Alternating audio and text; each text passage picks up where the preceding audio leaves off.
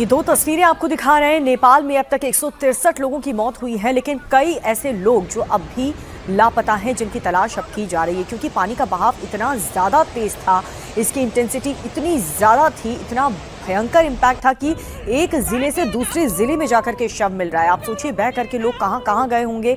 अब जो लापता लोग हैं उन्हें ढूंढा जा रहा है, उसके बाद उनका रेस्क्यू भी होना है। भारी भरकम मलबा भी यहाँ पर इकट्ठा हो चुका है। एक बहुत बड़ी चुनौती यहाँ पर प्रशासन की टीम की तरफ से। तो ये दो तस्वीरें हम आपको दिखा रहे हैं। एक दाहिनी तरफ जो तस्वीर है वो उस वक्त की तस्वीर है जब सैलाब आया, जब ये विनाशकारी सैलाब आया, सब कुछ इसने तबाह कर दिया, लोगों को संभलने तक का मौका नहीं मिला। और फिर तबाही के सैलाब के गुजर जाने के बाद ये सन्नाटा जो पसरा हुआ आप देख रहे हैं, हर तरफ तबाही के निशान हैं। तबाही के बाद का जो मंजर है वो बहुत ही भयावह है। हर तरफ सन्नाटा पसरा है, लोग अपनों की तलाश में हैं। मलबा इतना इलाके में भर चुका है कि लोगों के घर, दुकानें, सब कुछ मलबे के नीचे दब चुके हैं। ये 6 अलग अलग तस्वीरें, और ये तस्वीरें बता रही कि ये कितना विनाशकारी सैलाब था जिसने नेपाल में भयानक तबाही मचाई। ये 6 तस्वीरें आपको दिखा रहे हैं। एक दो नहीं बल्कि कई ऐसी गाड़ियां, वो भी बड़े बड़े वाहन, जिसमें बस हैं, ट्रक हैं, कार्स हैं, बाइक हैं। 300 से ज्यादा गाड़ियां बह चुकी हैं इस सैलाब में। पहाड़ टूट चुके हैं, पुल टूट चुका है, हाईवे टूट चुका है, हाईवे बह गया, घर बह गए, गाड़ियां, और हर तरफ अब तबाही के निशान हैं। लेकिन प्रशासन की तरफ से आज भी जो अनाउंसमेंट किया जा रहा है वो यही, लोगों को चेतावनी दी जा रही है कि जल्द से जल्द इन इलाकों को खाली करें, क्योंकि खतरा अभी टला नहीं है। इस आशंका ने लोगों की दहशत को और बढ़ा दिया है कि ग्लेशियर एक बार फिर से टूट सकता है, ग्लेशियर एक बार फिर से टूट सकता है। ये जो आशंका है, इसकी वजह से नेपाल के लोग और दहशत में हैं। और ये जो घटना हुई इसी वजह से हुई। एक ग्लेशियर का एक बड़ा सा टुकड़ा टूटा और उसने जो है एक नदी को चोक किया पहले, और फिर वहाँ पानी बहुत सारा इकट्ठा होता चला गया, और जब प्रेशर बहुत बढ़ गया पानी का, तब वो ग्लेशियर टुकड़ों में टूट गया। और फिर जो पानी का सैलाब आया उसने ये तबाही बरपाई है जो इस वक्त आप मंजर देख रहे हैं। ये खौफनाक मंजर जो अलग अलग जिसकी तस्वीरें अब लगातार सामने आ रही हैं, और एरियल व्यू में दिख रहा है कि कितनी तेज़ी के साथ, कितने फोर्स के साथ 30 फीट ऊंचा अगर पानी की ऊंचाई हो जाए ज़मीन की सतह से, तो आप सोचिए 2-2, 3-3 मंजिल इमारत की वो उस पानी के नीचे डूब जाएगी, और उन इलाकों में जो लोग रहे होंगे उनका क्या होगा।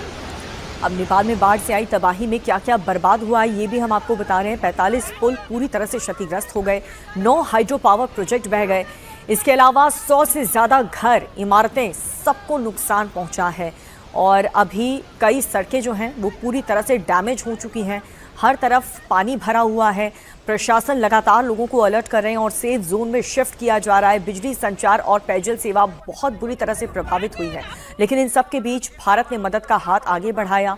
कई दवाइयां नेपाल भेजी हैं, पैरामेडिकल की टीम को अलर्ट पर रखा हुआ है, और हर संभव मदद देने का भरोसा भी नेपाल की सरकार को भारत सरकार ने दिया है।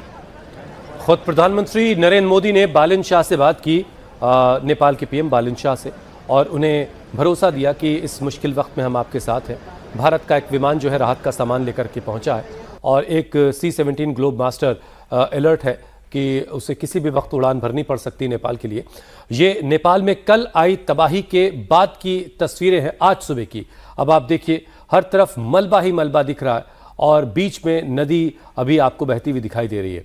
लेकिन जो दोनों तरफ के जो हिस्से हैं, जहां पर मकानात थे, जहां पर लोगों के घर थे, दुकानें थीं, बस स्टैंड, मतलब एक रिहायशी इलाके में वो सारी जो चीज़ें होती हैं वो सब कुछ अब इस इलाके से साफ हो चुका है। यानी तेज़ पानी के साथ जो मलबा आया उसने इस इलाके का सारा इंफ्रास्ट्रक्चर तबाह कर डाला है। बहुत सारे लोगों की जिंदगी छीन ली है, उनके जिंदगी भर का सरमाया अपने साथ बहा ले गया है।